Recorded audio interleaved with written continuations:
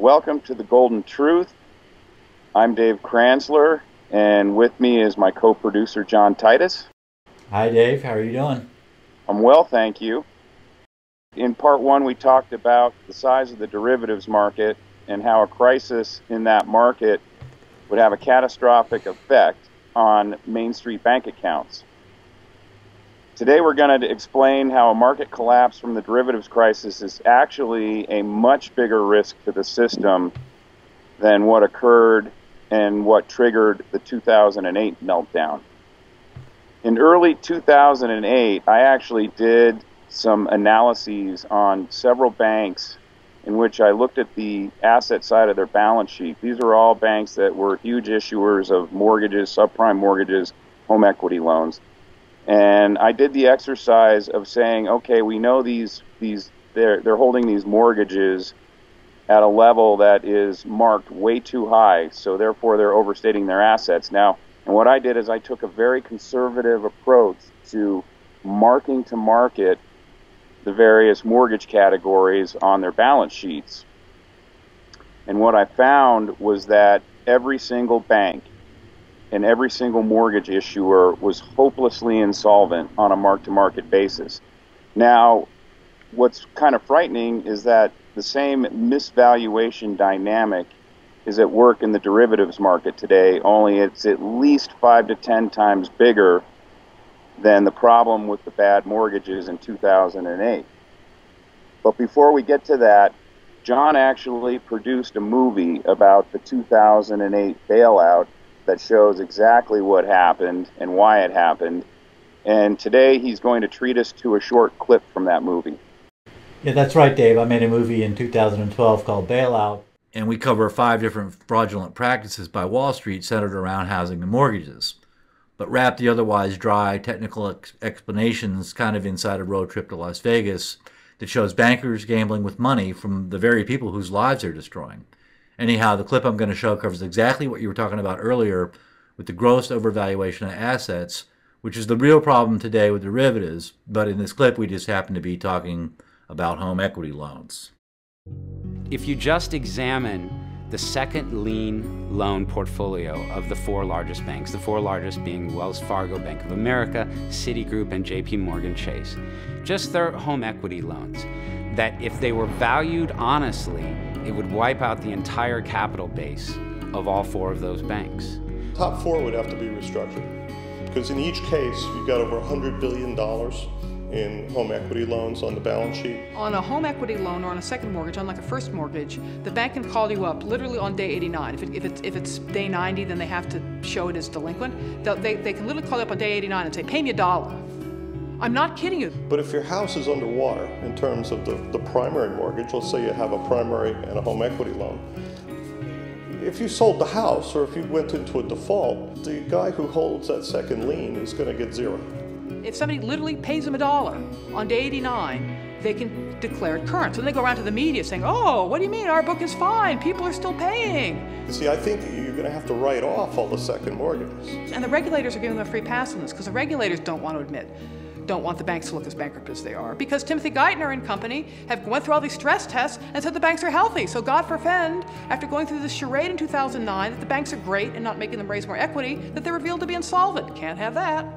Lehman is a crazy story in and of itself because they were telling people we need 10 billion to survive. 10, 20 billion and we'll be okay.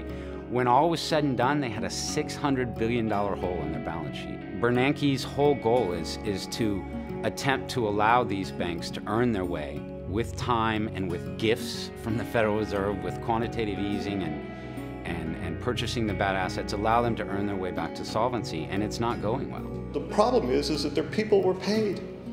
The losses are coming from shareholders and from the public.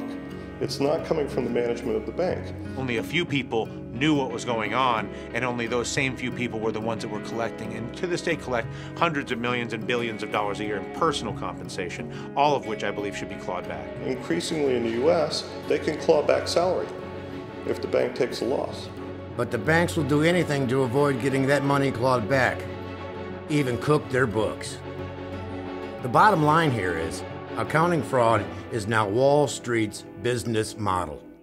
There's a lot more to it, obviously, but that demonstrates pretty well that all of the banks were broke back then. Shortly after the banks were bailed out in late 2008, Congress made the situation even worse by repealing mark-to-market accounting, which now allows the banks to basically fictionalize their assets with complete impunity. They do it without any consequence whatsoever. So the accounting fraud that caused so many problems back in 2008 has simply festered for the last 5 to 6 years and is now far worse, and the problem is much greater in scope. And that leads us right back to the problem we have now with derivatives. But I'll let Dave get into that. Derivatives and the way derivatives are accounting are by far the biggest fraud in our financial system. But since 2008, the banks have been taking steroids and human growth hormones with respect to their derivatives for 5 straight years. And it's a whole hell of a lot worse now than it was back then. For instance, let's just happen to take a look at JPMorgan, as they're the biggest derivatives player in the world. Now, per its latest 10Q, they show that if you take all of their derivatives, all of their good bets on derivatives minus all of their bad bets on derivatives, bad bets, that they actually have a $10.1 billion asset that they record on their quarterly balance sheet. Now let's think about that for a second. $68 trillion in face value derivatives is 4 times the GDP of the United States. It's actually more than 4 times the GDP of the United States. But Jamie Dimon says, come on guys, you can trust me. I'm pretty sure that 50.05% of our bets are winners and 49.95% of them are losers. So please just take our word for that, and you can see how we're going to win $10 billion in this casino. And oh, by the way, I get a huge bonus for saying that. Yeah, that's exactly what's going on, Dave. And remind us, how has Jamie Dimon's record been as a gambler in the last few years? Well, let's just take a look at the London whale incidents, because he sucks as a gambler. First, he told us, once he became aware of the problem, that the loss was maybe $2 billion. Then a while after that, after a little bit of time passed by, he said it was $9 billion at most. So now we're supposed to believe that on $68 trillion in face value derivatives, that JPMorgan's mark-to-market or mark-to-model valuations, and these models are created in-house by their tech guys, that these valuations are accurate down to 0.1%. Well, I'll tell you what, you have to have rocks in your head if you buy that. And I'm being really nice in putting it that way. But let's just take a look at, let's just say, for instance, if they are 0.5% off on their models on $68 trillion, that's $340 billion. And if they're off by 0.5% to the downside, that's a $345 billion hit to their balance sheet. And that's versus the $212 billion that they're saying was their book value at the end of the first quarter of 2014. You can get that number in their March 10Q. In other words, with just a hairbreadth of potential for error here, this is an absolute disaster waiting to happen. Now, I know last time we said that we would talk about how the derivatives problem was connected to the bond market, and it most definitely is.